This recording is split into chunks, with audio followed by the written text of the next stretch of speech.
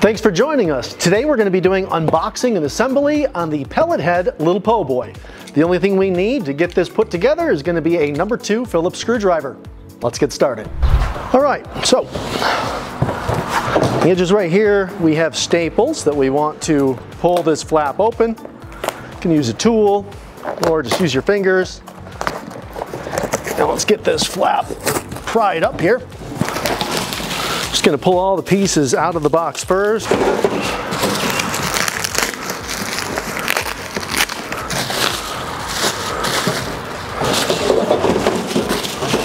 So basically that's unpackaging of the unit and laying out all the parts.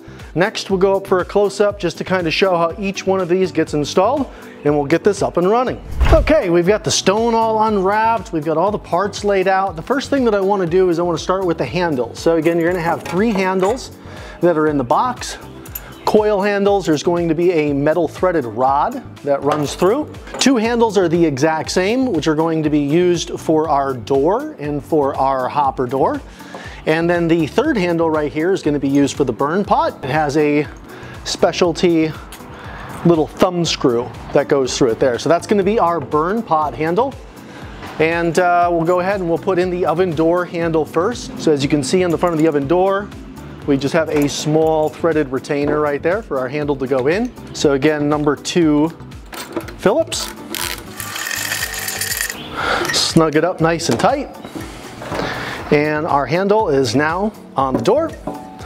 And this just kind of tucks up and in, just like that. So handle 1 is done. Handle number 2, I'm going to pivot the camera, is going to go right up here on the hopper. All right, so handle number 2 right here is going to go right onto the fuel hopper lid. Just going to line it up.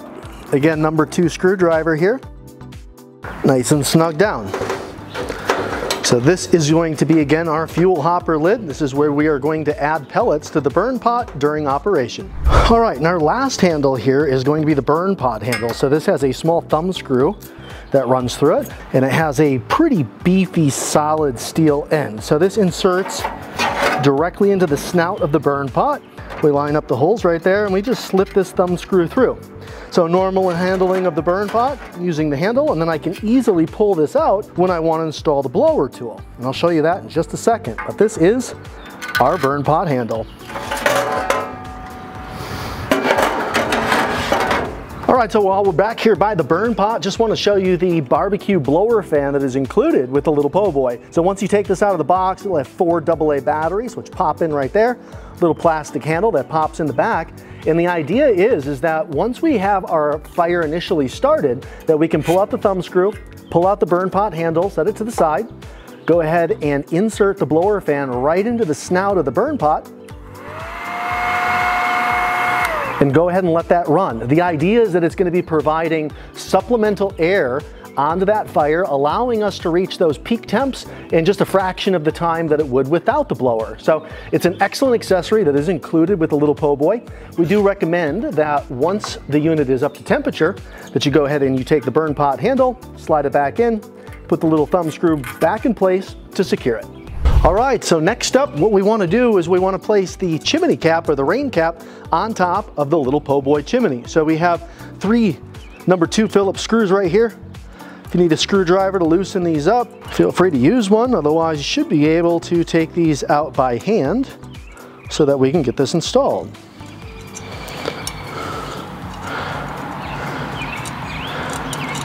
All right, now that we've got all 3 screws out right here, we're simply going to line that up and pop them in one at a time.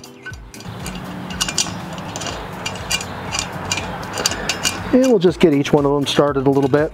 There we go. I'm just going to take our number 2 Phillips and we're going to tighten everything up. And our last one here. All right, just like that. So there is our chimney cap on the chimney stack. I'm going to reposition the camera to show you how the chimney goes into the Lil Poboy. All right, so we're looking at a top view right here. This is where our chimney is going to be placed on the Lil Poboy. You are going to see a metal bar on the bottom side right here of the chimney. And basically we're going to be lining that up with our 2 open slots. and we're gonna give a small twist. There are arrows on here that indicate that. So just a small twist like that, and our chimney is nice and secure.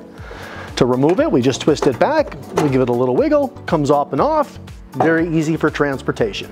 All right, next up here, I just want to show the legs on the bottom side of the Lil Poboy. So I do have the burn pot pulled out for this. I do have the chimney off of there right now, as well as the front door, and the stone is out. So what I'm going to do is I'm just going to kind of tilt this up on the front end.